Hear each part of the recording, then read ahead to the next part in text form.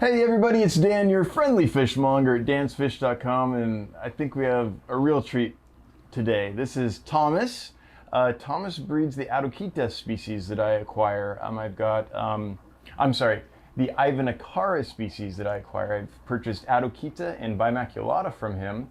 So we're gonna go around and see the breeding setup that I get to source those fish from. But first, his real specialty is Altum angels, and he has some absolute beauties. He's been doing it a while, he's passionate about it. I call him an expert on them. So we're gonna learn in depth about Altum angels and some of the other fish he keeps. So let's go look at some angels, yeah? Sounds good, Dan. Let's roll. I know you mostly as a guy that breeds Altums and irvinecaras species, Aquatics and Bioactive. Correct. So which ones are these? I know these are Altums, but which location, and tell me about them. These are Altums that were collected from Venezuela. Oh. Yeah, these are were exported From the Orinoco? No, Rio Ventuari. Oh, okay, got it. Which is a tributary of the Orinoco. And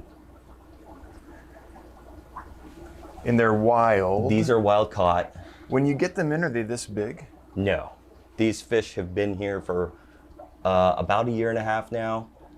I like to buy small fish, and when they come in, and then the battle begins of trying to purge them of all their ailments, and only after then, when they start to grow, even anything fins that were dropped and lost, they grow and all that forms back together, and they grow really fast. They can get pretty close to full size in about 1 year, or at least close to adult size, and after that they start to slow down in growth. So these fish will continue to grow. These can get a lot bigger than this. They can probably grow for about 3 years, but the growth after the first year is much slower. So how old before they start breeding? Generally, fish that are about 2 years old can start breeding. These fish are probably coming on that now. In general, from what I've seen in the past, it's usually in the 3rd year, though. So would I expect these fish to breed this year? And I was hoping for it, and it's possible, but realistically next year. So, it's a patience game. Exactly. It's like some of the L-number plecos. Some of those you have to have 2-3 years before they'll settle in enough and be mature enough to go. Man, I love the iridescence up on the head and shoulder. Absolutely. That is stunning. So, landing wild fish, getting wild fish is easy. Everyone will sell you fish. But getting them, landing them, and successfully acclimating them and keeping them long term is something a lot of people fail at. Are there any tips and tricks that you're willing to share if people are getting wild fish, a process that works? There's things that we can try. For one thing, if you have other pterophyllum or discus in your house, it's better not to bring in wild fish into your home.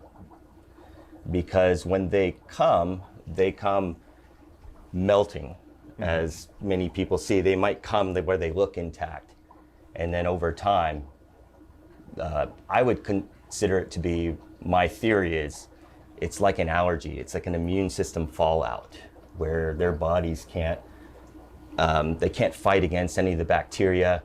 They're almost getting decomposed by everything inside your tank. Brand new environment, brand new pathogens. They just have no resistance to what they're going into. And they just start to fall apart. You can see them, they mucus out, their eyes cloud over.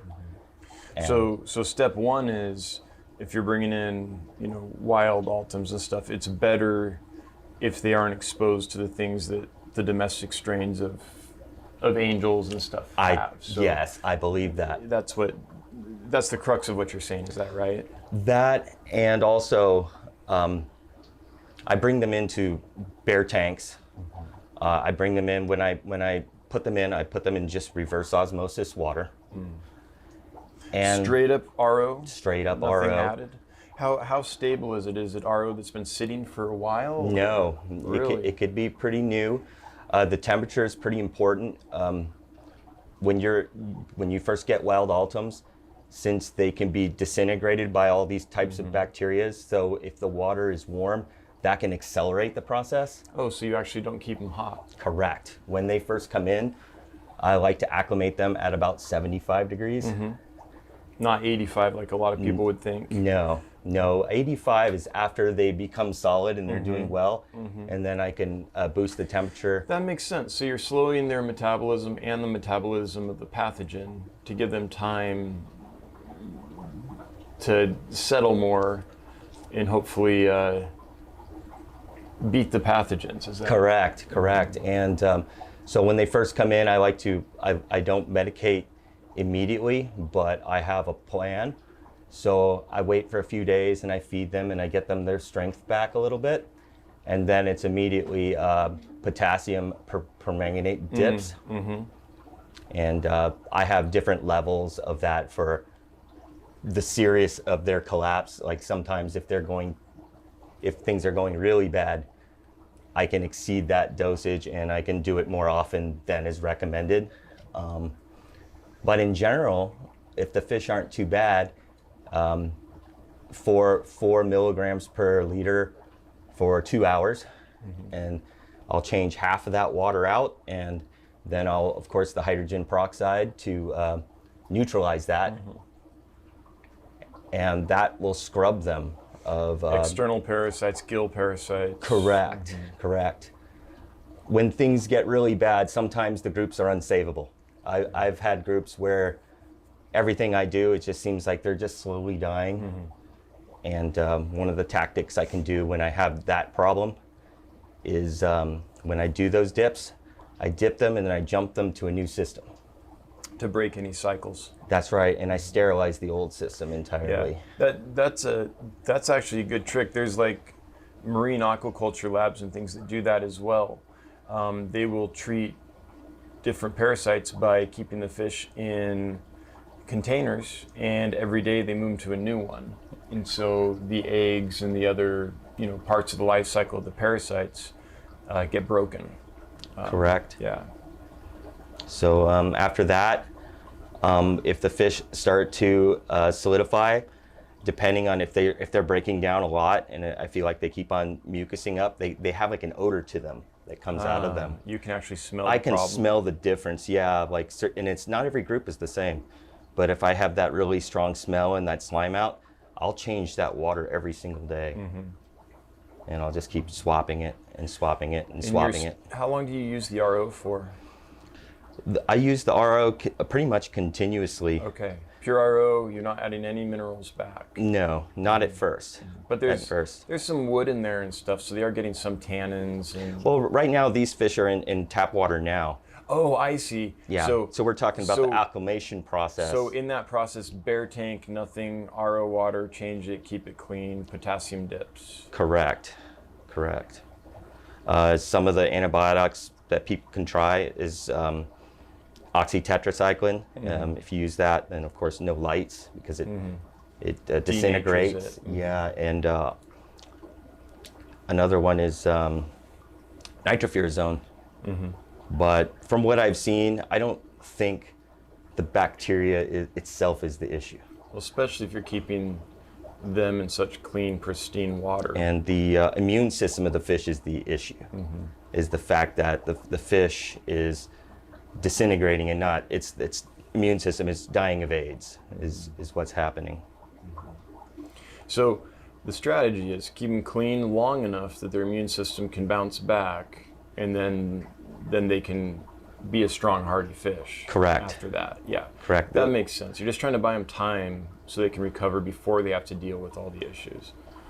And then after, let's just say it's been, usually it's by several months that they solidify entirely. So, folks, if you want to complain about the cost of Altum Angels, just think of all the work that Thomas goes through to get them healthy and stable so he can breed them, so he can finally sell them to you. Like, we're talking years of work. We're talking a lot of risk when they first come in from the wild, and a ton of work to prep them. So What do you sell the babies for? Like $80, something like that? Yeah, they're generally between $80 and $100. Yeah, dude, that's a steal when you think of 3 years of work, plus the risk you take, not knowing how they're going to come in and how they're going to acclimate. Like, yeah, that's... Suddenly, it makes sense. They all left. Yeah, come on they're over over, here guys. Well, let's show the tank above. So these are the Sure. Rio Venturis? Ventuari, correct. Ventuari, okay, from Venezuela. I got these fish because the Altums take so long to breed. Oh, that you needed something. I need something to help me pay the water bill here. And so I brought this in, and people love them. I can't keep up with them. So I started with 4 because, you know, they were so expensive back in the day, back in 2020. And Well, it took a long time to stabilize the strain. I was talking to Greg Sage, and he had a strain he was trying to originate, and they would do fine until they hit puberty, basically. And when the endocrine system kicked in, start to have lots of losses. Oh, really? And I think that plagued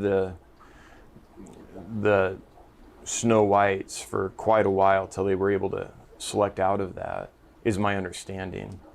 I don't know that much about them, but from my conversations with Greg Sage, that's the challenge he ran into. They're a much more sensitive fish than people think. Than like a standard. Correct. And all long fin plecos, I think, aren't as strong as the short fin bristlenose, but these in particular, they're not going to tolerate pollution. They like I use aged water, and I do large weekly water changes that are almost 100%, and just keep the tank immaculate and clean. It's the cleanest pleco tank I've seen. Yep. Like usually pleco tanks, it's just a ball of poop because they're so. I mean, look at them eat. That's all they do all day long. They do. You know, in one end, out the other. But yeah, this is a very nice pleco tank. Thank you. And so they nosh on zucchini, and then do you feed them like protein pellets and things as well? They eat Repashy gel, which I don't feed too often anymore because that's such a dirty food. But of course, they always have the veggies in the tank. I can feed NLS small pellets and New Light Spectrum pellets. And every once in a while, I do give protein. You can put baby brine shrimp or frozen brine shrimp inside, but I limit that to several times a week. Yeah. Well, even the veggie pellets have protein in them. Sure, so, yeah. sure. And so with that constant food, what's your production like? Production, generally when these spawn, they'll spawn all at one time. Oh, really? Yeah. So it's feast or famine? Yes, yes. I have some babies where I think one of the newer females, because I'm on the 2nd generation. Sometimes you need to see the 2nd generation to see What you got? if they can breed even. So when I saw the 2nd generation was viable, and that's why instead of 4 I have about 20 now. And I'm like, okay, So game you can on, crank them out. let's try to crank up production. But now I got 20. A small female bred made 15 babies recently, but I'm still waiting for that big communal spawn from this group where hopefully I can pick up several hundred and get going. I got racks of tanks that are just geared to growing them out. Yeah. What kind of water do you use for these? Is it the same, or you? This is just the tap water here. It's very, very soft. Right. Right. Nice Washington 40 water. to 50 TDS. pH is neutral. Very low KH. Yeah, you're blessed. Most people struggle with hard water that they have to soften before they can make it what they want. And sometimes here we actually have to make it harder. Right. You right. know, Remineralize. yeah, sometimes to add KH is sodium bicarbonate, and you could add magnesium sulfate for hardness. And sometimes that could even help when you have a group of fish that might not necessarily have bred and you're trying to trigger them, is to change the water quality. Where before it's like, if you have hard water, you might want to mix half RO inside. But sometimes when our water is so soft, sometimes I could boost the hardness for several months. Yeah. And then I can try to trigger them with a softer water change. It almost mimics a dry season where water's evaporating, so hardness is concentrating. And then it rains again when you add the soft water again. Add the soft water and lower the temperature slightly, and boom. But it just rained. It must be time to breed. Yeah. So these are some of the tricks that we can try to play. Sometimes they work, sometimes they don't. Right. you know, but we're constantly, when we're breeding some of the harder fish to breed, we're constantly dealing with manipulation. Right. And some of those manipulations are not an instant, oh, you just do this, and it's like a switch. It's like, no. Yeah. Some of those are manifested over months. Yeah. Yeah, that's zebra danios. Once you go beyond that, there's a little luck involved. Yeah. All right. Well, let's look at the other tank. Sure. Here. This is beautiful back here. Yeah. It's tall and is this like a 125 but extra tall? It's something? a 150. It's a 150. Yeah. I like that. It's tall enough you can have the plants coming out of it. 6 foot long. Correct. 18 front and back, and just 3 high. Is that about what we're at? 29 inches high is what it is. I used to have it full. I love the Kessel shimmers on the lighting, so I had holes cut in the tops because I can retain that shimmer effect. But then the fish were launching out through those holes. Sure. So that's when just several months ago, I decided, you know what? I'm gonna ditch a bunch of the height, lower it down, and turn it into this type of paludarium system. So those of you watching this video are gonna think that I mess with the saturation to make these Melanotania bosemani look this orange. I did not. They are this orange in Thomas's tank. That is beautiful. What strain is that? Those are the Aves Creek Yeah. Bosemanis. The Aves Creek and the Itinjo, I like them because they get that intense orange once they finally settle in and mature. And then in my experience, when they spar, the front can go almost black. Have you seen that? Correct. Yeah. So it's like a Halloween. They're definitely some of the most colorful fish in this tank, for sure. That is really pretty. So when most people get them, when I sell them, they're small, right? They're 1.5 inches, couple inches, and they still don't have their full color yet. And sometimes people are a little disappointed, but I'm telling you, just be patient. Give them some time. And yeah, this is like an intense red-orange color on these guys. Oh, that's beautiful. I see Amazon puffers. Yep, I have a nice group puffers. of them. Yeah, have them for about a year. How the fun. family saw them in a shop and fell in love. I was like, okay, I'll take the risk and bring them in and clean them up, and they're doing great. And so people often ask me, can I keep puffers with other fish? I often say, I don't do it, so I don't know what to recommend, but it's working here in this tank. So apparently they can go okay with rainbow fish, with irvinecara, some snakeskin barbs. No, those are tight. What banded barbs. Banded barbs. The puffer fish are nippy. I've seen them, and I don't know if now that their beaks are a little bigger now, maybe it makes them tougher to bite the fish, but they haven't been doing it recently. They tend to go for red. They like the back of the bosemani rainbow. There's a red rainbow shark in there that they like to go for. So there is risk to it. I mean, that's why I've never been like, sure, they'll be fine. I'm like, I don't know. The only puffer that I've met that doesn't, from what I've seen, routinely nip is the Congo spotted puffer. That one seems to be less nippy. Okay, so you've been warned. They can be okay in a tank like this, but they'll still nip a little Correct. bit. Even a fast swimmer like a rainbow fish. Correct. Okay. They tend to go for the color. I noticed they go for that red. And another thing that I've seen, you could see some holes in the plants. I was trying for the longest time to figure out what was causing it. And there was a small group of clown loaches in here before that I got rid of. And we're trying to watch. And finally my son saw it. He's like, the pufferfish attacked the plant. They saw it. Huh. So, was there like a little microorganism on the plant I was trying to eat, or was it just like, no, I need something to chew on? It's not even chewing. When they attack something, they can move very, very fast. Right, they lurch sprint forward. Out, they're like, Oh man. Yeah, and they took the plant the same way. So it's like really strange. I'm gonna get the other side of the tank too.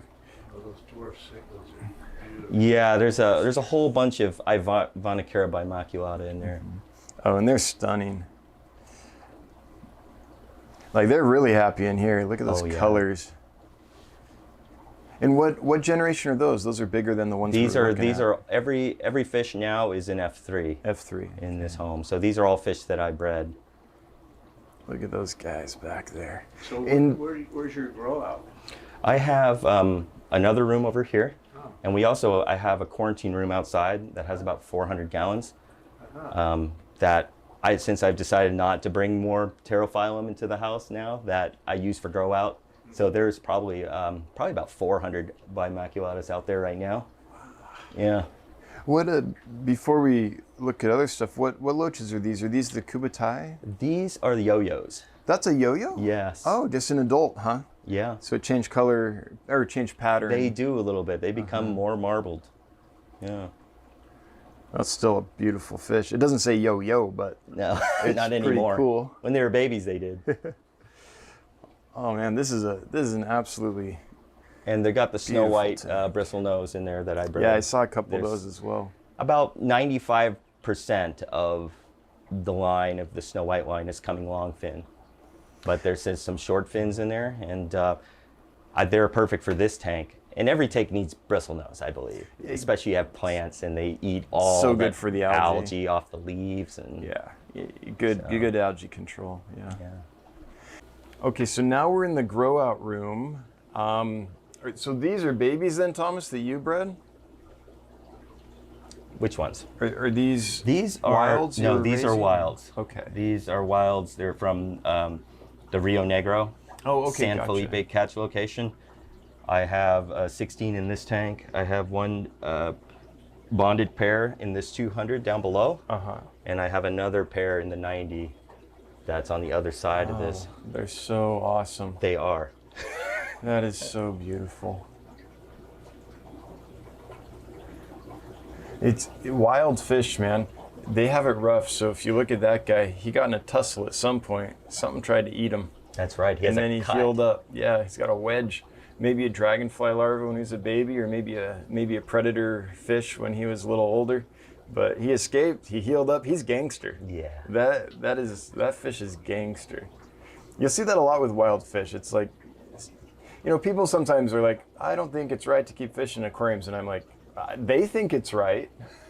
They're getting food. That's true. Nothing's, they aren't running away from the predators. Like, I think fish have it made in aquariums personally. Okay, so these are Orinoco's, you said? Correct. And that's a bonded pair. So, Same age, probably coming on 2 years old.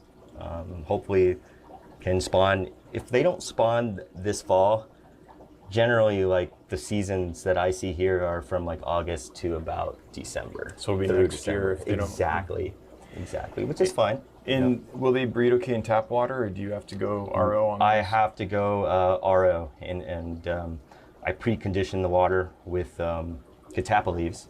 And I can show you my RO and water storage setup. We go through a lot of water. Yeah, I can imagine. Yeah, I have backup. You can see the evolution membranes here. Backup I have membranes, backup, so just in case. that'll be my third set that I've had just in the last 3 years. And then down here, there's another group. Yeah, down here, these are fish that I bred. So these are The next generation. Orinoco, correct? And this is kind of the typical fish that I sell the babies of. They don't like the camera, so They don't like it, move and, on, so I and don't they're disturb it's them. kind of a lower tank. You can see these. Oh, right, they're these, not as These used fish to- are not that happy with us right now. Then when they're scared, they look away and they kind of hold at an angle like that. Yeah, it's like their protest. We're just gonna Yeah, we're not. shun you. Yeah, that's right. But we might actually be able to walk around the corner and come back, and they might be better off because you were filming the tank Right. behind before, so your back was really close to them. It's the bald head, man. It reflects The light. shininess. and- so this is just all set up for grow out. That's right. These are fish that I sell out of here. And this is like a batch of Snow White long fins growing out. These guppies I use as feeders. For the Altums? Correct. Get them fat, huh? Beautiful feeders. Yeah, but I'll use the babies. So yeah. so your typical person that wants to breed fish, they make a big mistake, which is they don't have space for grow out. They get very excited when they see new fish and they're like, I have to have that one, I have to have that one. So this is smart. You've got a section here of just pretty much empty tanks, so that when you have babies, you can actually do something with them, which is the step that most people forget. In my Very, experience. very important. So this is my brine shrimp hatchery right here. Oh yeah. Yeah, that's old school right Yeah, there. I don't. Everything is DIY. Get the soda bottle. It's a heat mat and a light, Uh-huh. and I siphon. You know, very basic. Yeah, Never I had. bet you've eaten a lot of baby brine shrimp siphoning out. Never had to evolve. Check out this pair here. Let me hold on a second. Let me turn off this light. Okay. Let's see, if I play with the f-stop, we might be able to see him here a little better. Hopefully that's enough depth that we can actually see him well. I think we can. Oh, look at you! Yeah. Oh, wow. Now They're fired up. They've got a little more growing to do, but not much, right? They can grow bigger than that. Those fish, the biggest ones, probably stretches about 10 to 12 inches top to bottom. Okay, and we're at maybe 8 now? 6? No, they could go bigger, much bigger than that. So these fish are the same, about coming on 2 years old. Mm-hmm. And you said they grow about 3 years, so. Correct. They can grow, they can be 15 inches top to bottom. Holy They cow. can get really big. Yeah. You can see how they're communicating with the flickers. The tail scissoring, and Are these going to spawn? I mean, they're very excited. I work on tanks individually. When I try to get them to spawn, I do lots of water changes with pre-aged reverse osmosis that are preconditioned with catappa leaves, and I try to mimic a raining season. I don't heat the water that I put in, and sometimes I'll change that, every 3 days, boom, successively. And it takes so much energy that I don't do all the fish. It's like I choose some pairs. It's like, well, let's tap on them. Let's tap the door on these and see if they can go. Because if there's no eggs developed in the body yet, then what's the point? You can stimulate them. It might stimulate them into aggression. Yeah. If they're not ready. Yeah. So. And all the effort and time and money put into triggering them is wasted as well. Sure. Like if you're looking at the business side of it. Wow, this is. For me, this is the nicest pair I've seen yet here. This is my favorite. They are nice. These are extremely beautiful. And look at how perky they are, and they're out and about. It's awesome. Oh, yeah. Well, can we see the system then? Because we've got about 5 minutes. Sure. So I want to show people. Here is my filter. Cool. And so is that... That is RO 1000, and it runs so much that I have to have a pre-filter, so I can make about 7,000 gallons of water before I start changing out cartridges. I don't use there's the RO itself. I don't use the DI. I found out that if I run it first, I'll discard the first few gallons, and I can get down to 1.5 TDS. Oh wow! Yeah, wow. with just that. So make the RO. Store the RO. More storage. In this tank? Which can be converted into a fry tank. Like these are fry tanks here for Altums, and they have to be prepped from before. They're bioactive. They're not. There's not a lot of things in there, but there's definitely decomposers, sand, leaves, and they're just waiting. Let me show you the filter. You can see everything's air driven. So, oh right, yeah. You got the I've got the linear piston pump. LPH 80. It's on a battery backup. It could run about an hour and 15 minutes when I have a power outage. And after that, I have a backup generator outside. It gives me plenty of time to hook up my backup generator and get everything running. That Fuji Mac is actually a backup pump. If that one fails, goes out. Yes, everything's backed up. So everything's air driven. Sponge filters mostly. Correct. I see some hang-on backs, but we just decided no. We're going with. A long time ago, I had these tanks were all connected to one central filter system. Oh right, and then you're like, yeah, I don't want to. What happened was, if there's some kind of plague that comes through the house, everyone gets it. That's right. Yeah. So right now they're all individual systems. Yeah, individual system. If you come out, this is I discard water just pretty much out here, and I sanitize. Oh, everything. I sanitize everything. There's no contact between tanks. Like when I use a siphon hose between one wild type of Altum, I will soak it in here and sanitize a solution for 1 minute before I use it again. Yep. So Well- these are my towels for when I have a huge emergency, Yep. because it happens. Oh, I have flooded my basement so many times. Like majorly flooded, yeah. So this is the quarantine setup. This is a greenhouse. It's completely separate. And here's where the new wild Altums go while they're being purged. So just bare tanks, sponge filter, heater, and a different set of equipment. Right now they're just used for irvinecara bimaculata grow out. Right, And right. Oh yeah, you can So see them all there's in there. all the little babies of the bimaculatas. So when you buy them from me, that's where they came from. Oh, this is cool. Yeah.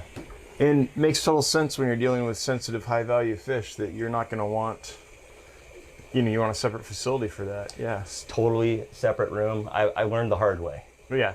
We all do. Unfortunately, I learned the hard way. It's funny. It's like when your kids start dating, you're like, let me tell you, but they got to experience it for themselves. And then they're like, you're right. And yeah, when you have fish in lines of fish that you've been working with for 3, 4, 5 years, when they go down, It hurts. It's painful. It hurts. All right, so that's where we get those fish from. I learned a ton about Altum Angels today. I'm a neophyte when it comes to those. So any last words of advice? If someone wants to get an Altum, what's the best thing they can do to set up for success? Buy tank bred Altums. Yeah, and absolutely. avoid 99% of the problems. Yeah, and I hear they can get those at like Shoreline Aquatics LLC.com. Is that? Every once in a while, I do sell them if you look out for them, and when I do have them, they're gone fast. Yeah, yeah. It's something that's hard to hold on to, but That's part of the thing. Just there are not many available, and especially aquarium bred and raised, not many at all available. and the quality. I feel that here I've dialed in to get the highest quality tank bred Altums that you can buy anywhere. Well, So, from what I saw, I agree. All right, well, thanks, man. all right, thank you, Dan. I appreciate you letting me in your home and showing me all this. Really, it was a pleasure. Absolutely, it's been a Thanks. pleasure.